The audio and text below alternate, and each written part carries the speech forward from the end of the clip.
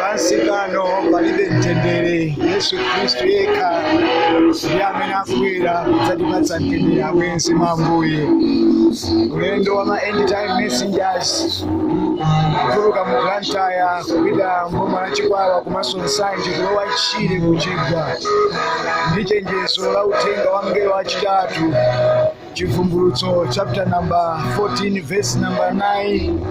Ngati wina alambira chirombocho ndi fano lake, chirombo ulamuliro wa Chiroma wa Chikatolika omwenso ndi ufumu wa dziko lonse lapansi.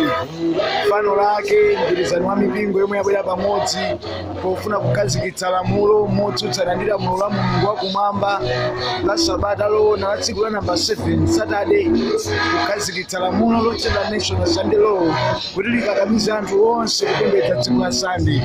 Kodi mwakonzeka? Ma end time messengers akulengeza uthengawo ndi chimwemwe pamene tikutsikira ku Chikwawa ndi Nsanje kukapereka chenjezoli. Abwenzi konzekani, Yesu Kristu akubwera kusatinalo. Lavani uthenga mbuleyo basi vanhu vapemberere. Yesu Kristu yekha atipatsa mtendere. Ambuye akudalitseni.